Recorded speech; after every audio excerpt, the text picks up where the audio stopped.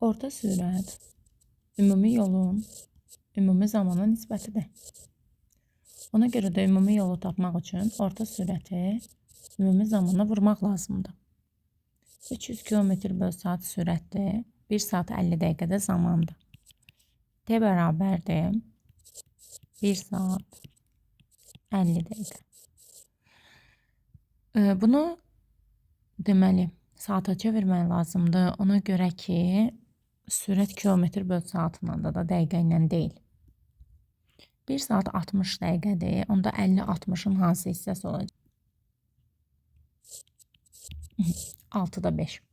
Deməli, biz bunu 1/6'da 5'ə vurmalıyıq. Zaman 1/6'da 5'dir də. Yəni ki, 300 vur 6'da 11. İxtisar getsə 50 qalacaq. Olacaq 550 km. Fi bərabərdir. Fi 0 üstəgəl omega t'dir. Bizə verib fi bərabər 0.6 üstəgəl 1/5'dir. Müqayisə eləsək, deməli omeganın yerində 1.5 durur. Tezliyi də bizdən soruşur. Omega bərabər 2 pi new'dur. New'nu buradan tapmaq üçün omeganı 2 pi'yə bölmək lazımdır. Yəni 1.5'i böləcəyik 2 vur 3'ə. 0,25. M1 A1 bərabərdir M2 A2'dir. Yəni M1 bölünsün M2 bərabər A2 bölünsün A1'dir. Şərtə görə A2 bölünsün A1'i 4 veriblər. O deməkdir ki, M1 böl M2 4'ə bərabərdir. Yəni M1 bərabərdir 4 M2'dir. M1 çoxdur. Kütlələr arasındakı fərq 6'dır deyir. Deməli M1'dən M2'ni çıxanda 6 qalır. Gətirib M1'in yerinə 4 M2 qoyaq.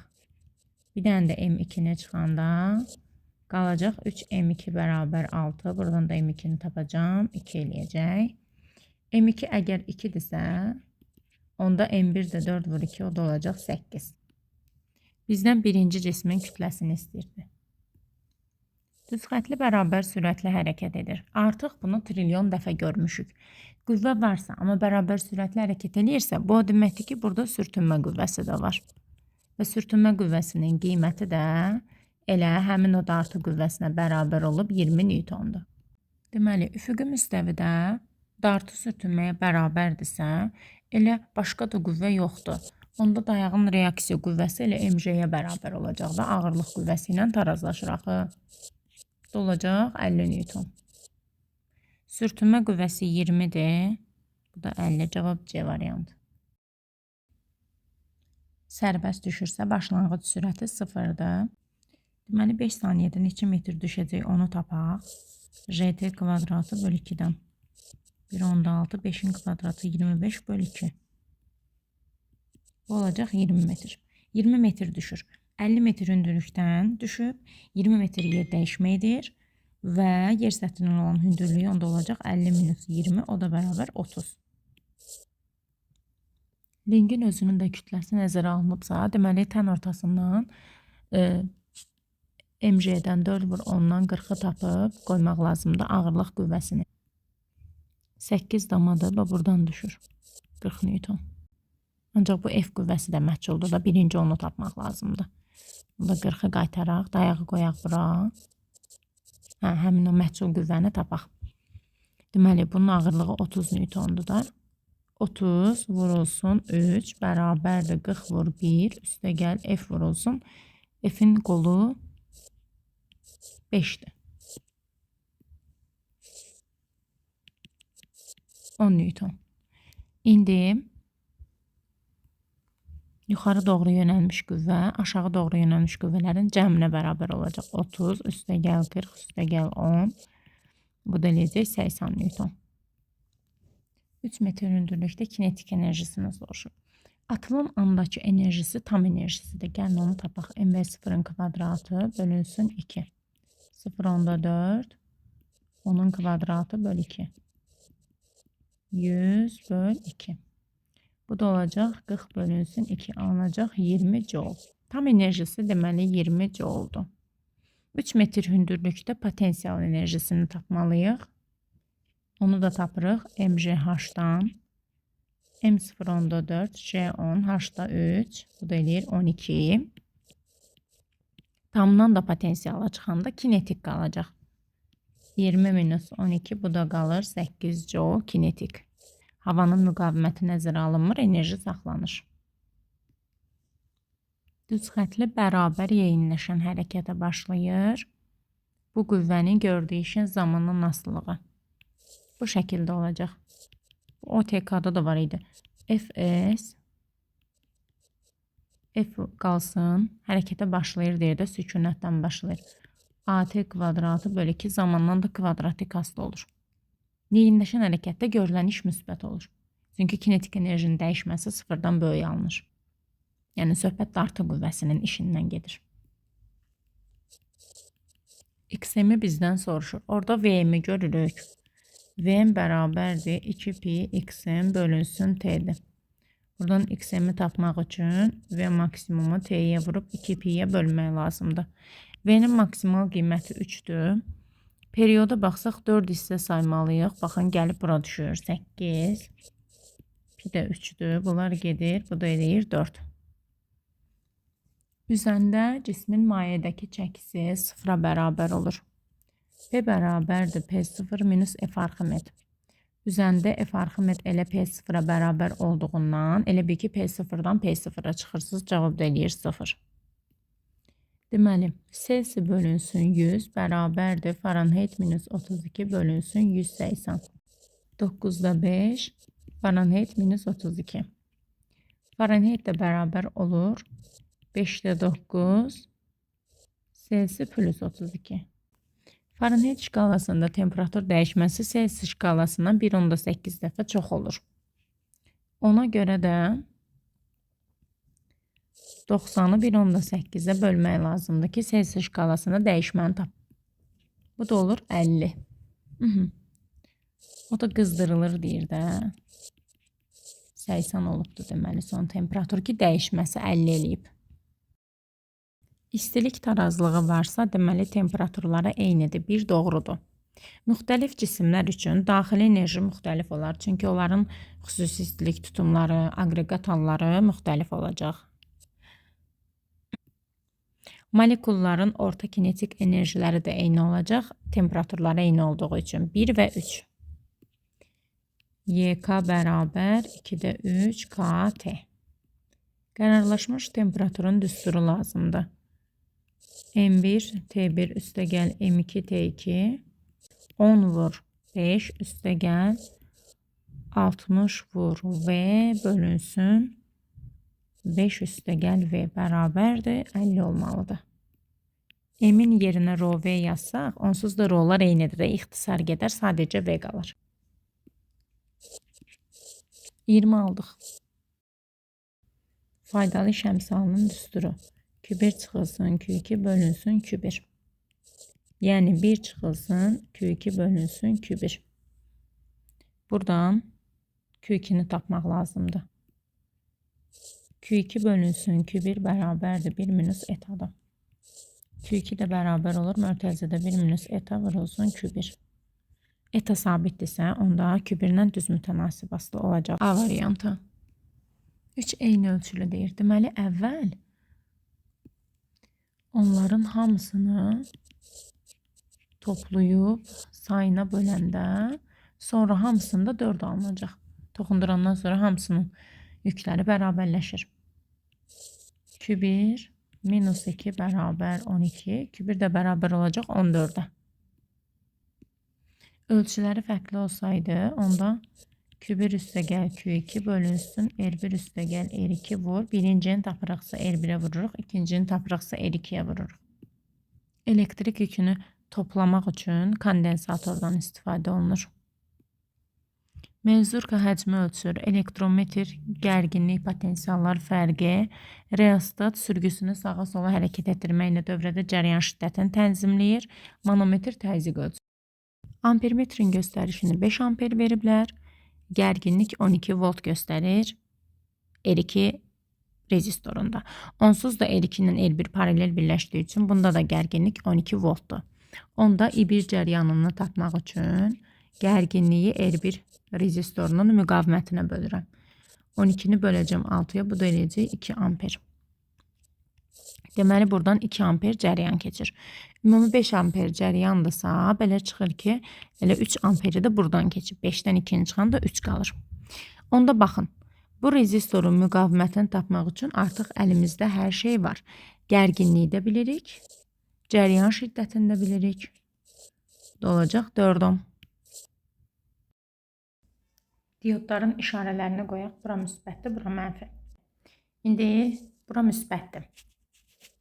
Bu düz qoşulub, bu düz qoşulub, bu tərs qoşulub, bu tərs qoşulub.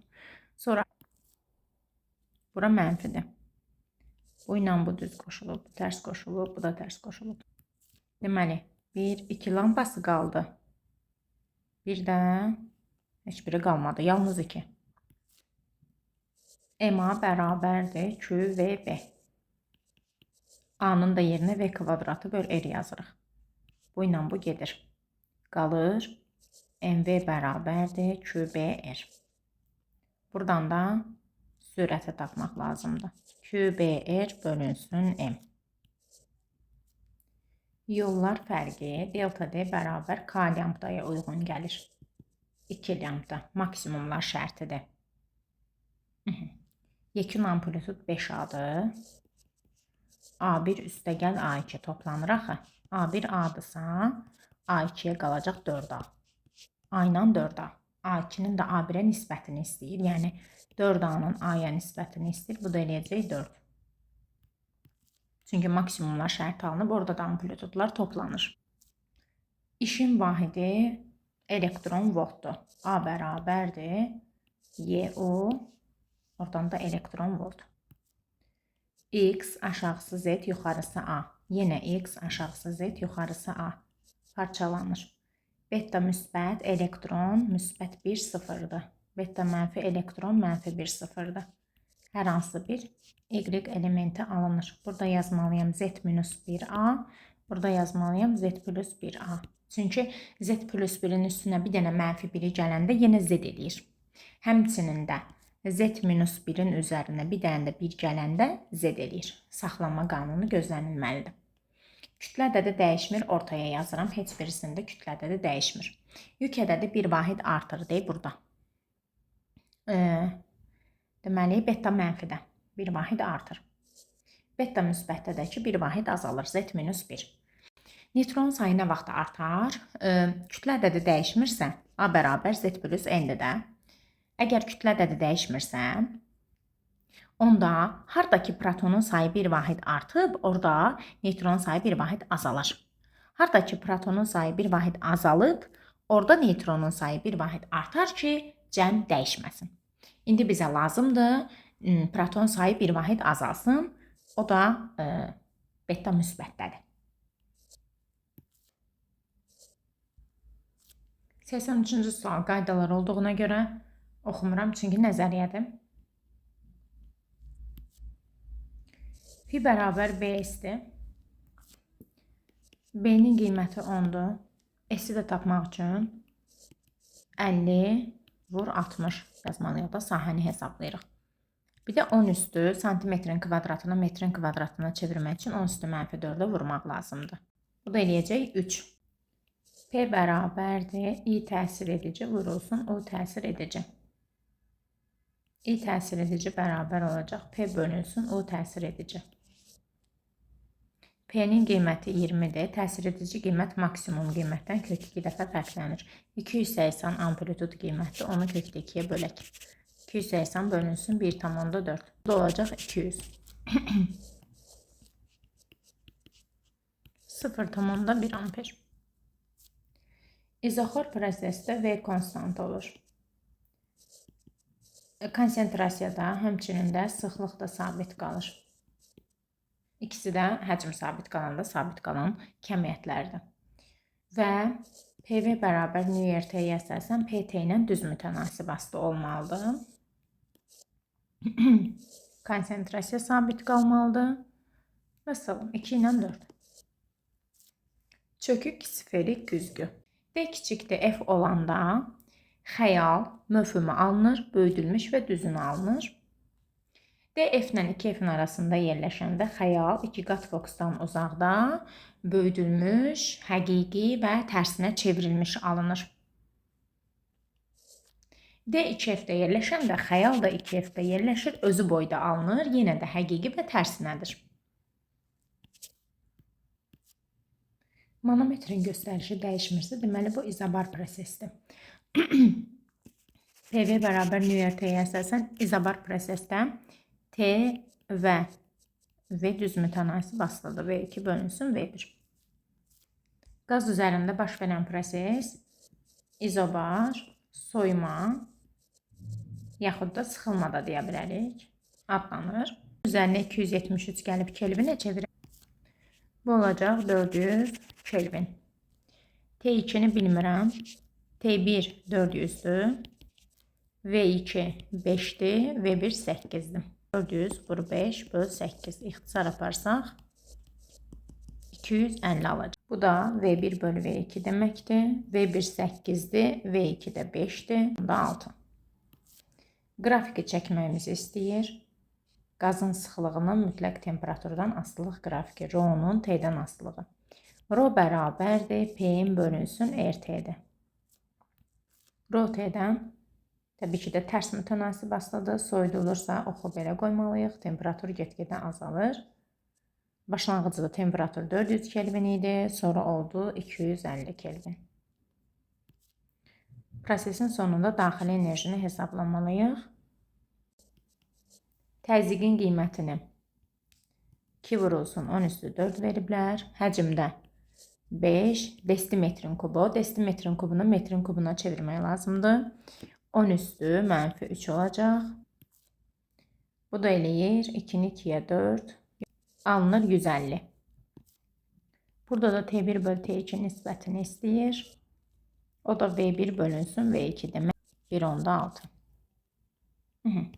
Növbəti qızdırırıqsa rezistor metaldır. Müqaviməti temperaturla düz mütənasib asılıdır. R artır. Ampermetrin göstəricisinin müqavimətdən asılılıq qrafikini qur. Tərs mütənasib asılılıq olacaq. Qızdırdıqda isə get-gedə müqavimət artır, cəryan azalır. Deməli, izotermik sıxılır, həcm azalır, get-gedə buxar kondensasiya edib mayəyə keçir. Orada temperatur sabit qalır, həmçinin təzyiq sabit qalır və sıxlıq sabit qalır. Kütlənin dəyişməsi nə qədərdir? 60 milliqramdır. Bəs həcmin dəyişməsi nə qədərdir? 3 desimetrin kubudur. 60 vurulsun. Milliqramı qrama çevirmək üçün 10 üstü mənfi 2 vurmaq lazımdır. 1 metrdə 10 desimetrdir. Bu da desimetrin kubunu metrin kubuna çevirəndə yenə 10 üstü mənfi 3'e vurmaq lazımdır. Bunlar ixtisar gedir. 60'ı da 3'e böləndə alınacaq 20 qram bölünsün metrin kubu.